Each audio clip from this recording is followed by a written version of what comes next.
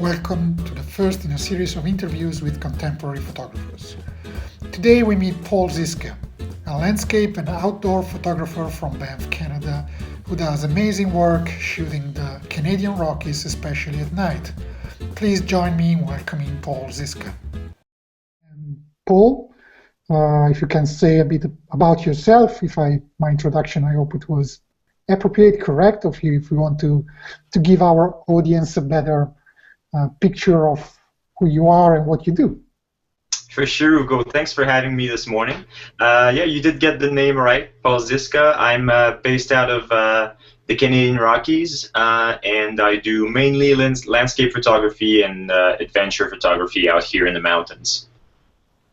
So, how did you get started in photography? This is a recent enterprise for you? Is it your main job? Are you professional? Is it more like a hobby?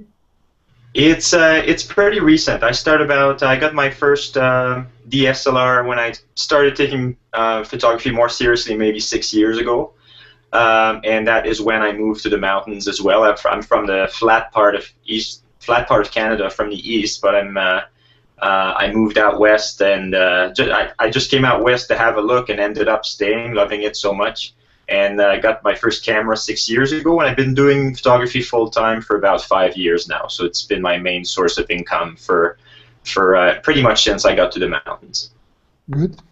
And I see your pictures, and people want to have a look. Of course, the website is under your name there. It's www.zizka.ca, right?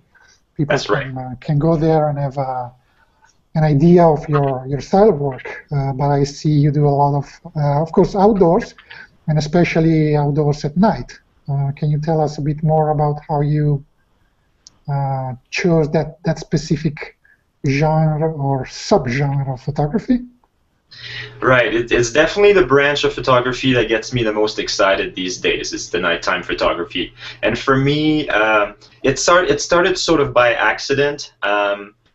On mountaineering trips, so just climbing trips where I wanted to document as much of the trip as possible, and those trips often involve getting up very early, well before the sun rises, and that's how I got introduced to the beauty of the night skies and the mountains, really. And from a photo standpoint, the opportunities were obvious, and so increasingly I started getting out at night, just more and more, and then got to shoot less and less during the day, and eventually I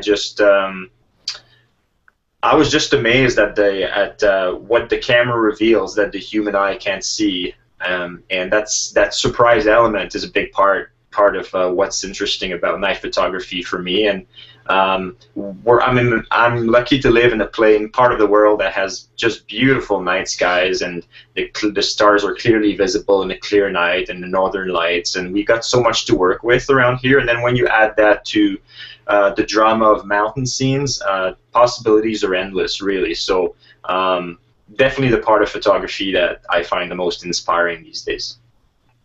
Wow. Being so up north, I guess it's got to be cold when you're out at night, right? It's a little bit chilly. Eventually, though, you just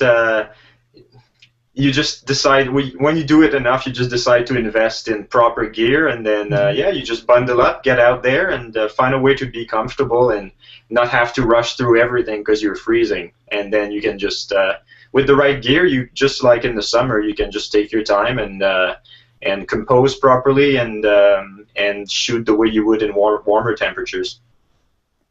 Good. I want to share one photo here. You bet. Hope people can see it. So this is an example of the style of photography that I saw and I immediately fell in love with. And yeah, going back to the issue of cold temperature, I guess the temperature of the water there was not exactly tropical, right? No, that was taken in the summer, but it never gets very warm. The lakes never get very warm around here. It's always about you're always around 4 degrees Celsius. I was wearing waders for that shot Yeah. though. So You didn't get all wet underneath. yeah, I did have to go in, nighttime photography, especially those self-portraits, it's a lot of trial and error, so I did have to jump in a bunch of times, but thankfully I had the waders that time, yeah. So you mentioned self-portraits. Can you tell us a bit more about, I saw lots of your images include a human figure, and many times it's yourself. And that is, to me, looks unusual. At least with respect to the traditional landscape photography. So can you tell us a bit more about why you decided to include the human figure in your landscape, and especially yourself? Sure. Well, to start with, I think sometimes including the human element is something that is sort of pre-visualized. It's something I had in mind before getting on location. It's part of an image that I'd like to make happen.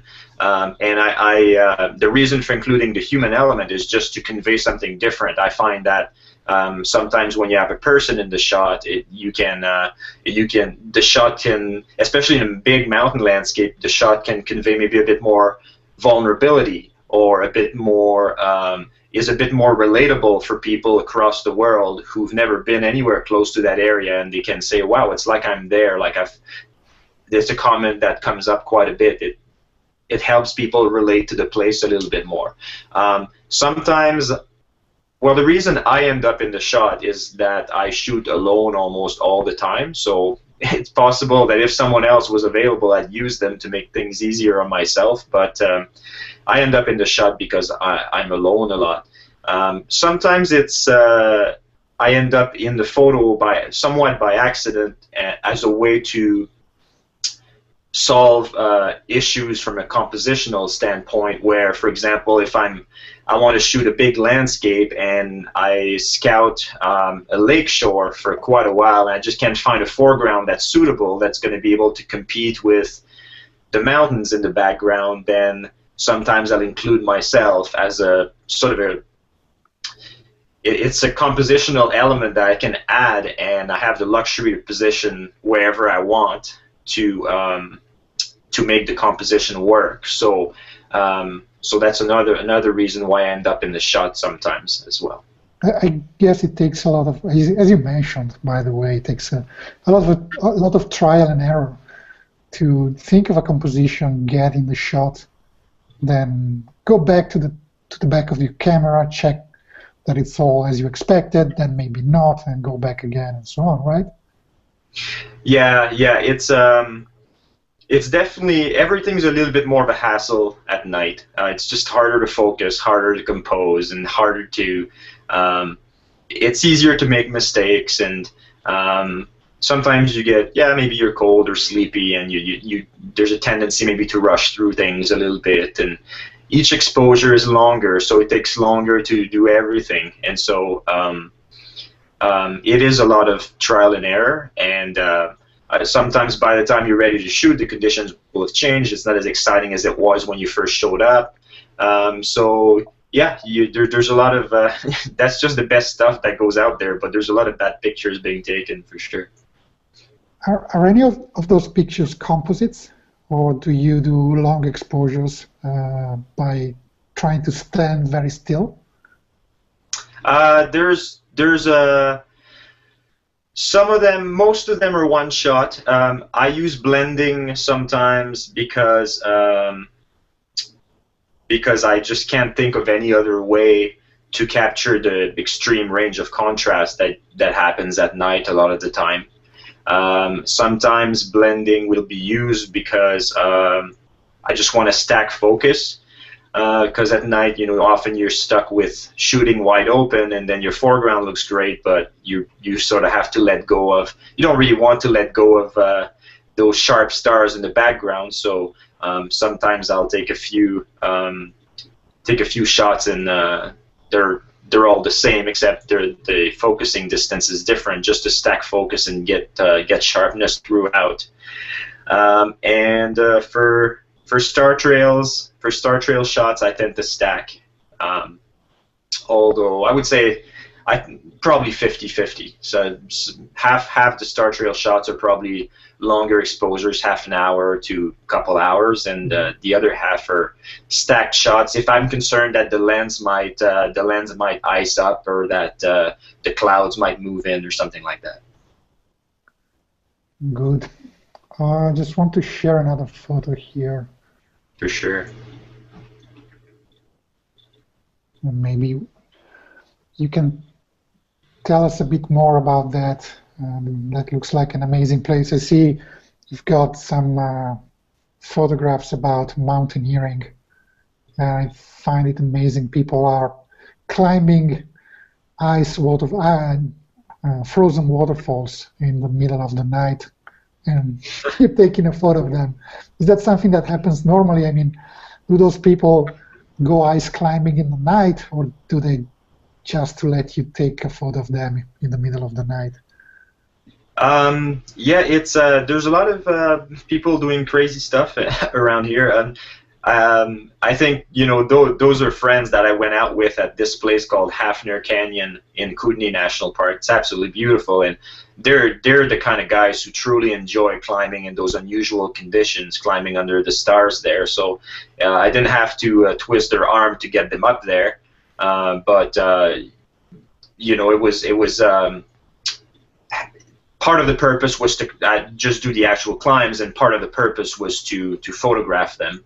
And so this shot that we're looking at now, that's when we went in the first time, and the clouds moved in, and I don't know, the sky wasn't so interesting, but you could tell that on that starry night it would just be absolutely beautiful, and the photo possibilities would be just incredible. So so eventually we waited, and we waited for a night, and we did get that perfectly clear night with just enough moonlight to work with, and then we got the shot that you showed previously, that had the Milky Way in it, as well as the Andromeda Galaxy,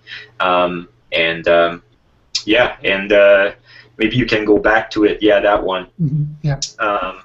Yeah, because people tend to ask a little bit more about that one, and the Andromeda Galaxy is just in the middle of the shot there. That's sort of an accident. I just realized it was in there when I got home, but you can see the moon setting behind the dead trees there, and yeah, the conditions were just phenomenal. And yeah, I've always found there's a lot of canyons like that in this area, and I've always found them tricky to shoot because it's hard to make them look like a canyon, like they're actually deep. But the fisheye worked out well in the shot. Yeah, I think this is an amazing picture. It combines so many elements that you don't normally see together. You see the outdoors, you see the night sky, and the sports part of it, and it's definitely beautiful and also unusual. Thanks. You. Are you a climber yourself, or do you just climb? Yeah, I don't climb ice so much. I do a fair amount of mountaineering in the summer, so I do most of the mountain climbing in the summer, and I do mostly ski touring in the winter. I don't spend that much time on ice, but I enjoy watching people who are good at it. How does it comport with your photography? I mean, when you go out on a mountaineering trip, do you bring along photographic equipment, or maybe just some lightweight camera, small one, or you go out for photography and you just do that? It really depends. I think each type of trip warrants bringing different type of gear. If I know it's going to be a full-on day trip with lots of rope climbing, and safety is going to be, it's going to be a little bit of a more involved day, then I'll just bring the camera and a wide angle for the day and keep things light.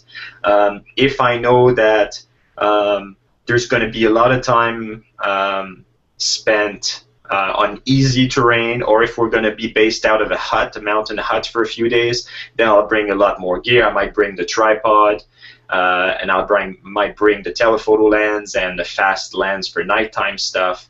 It depends on how much time I'm going to have to shoot, and it depends on how comfortable we're going to be.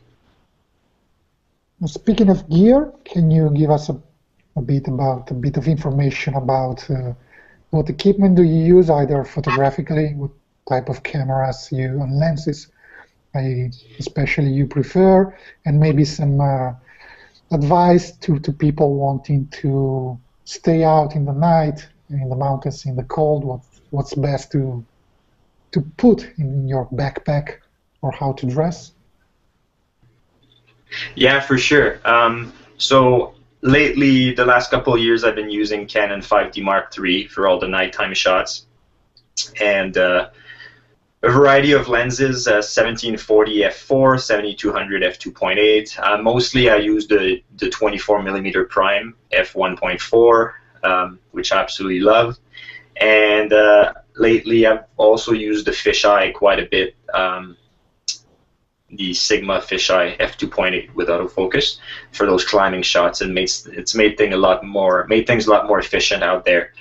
So that's the kind of gear I've been carrying around for the nighttime stuff. At least all the roadside stuff. I wouldn't bring everything necessarily into the backcountry.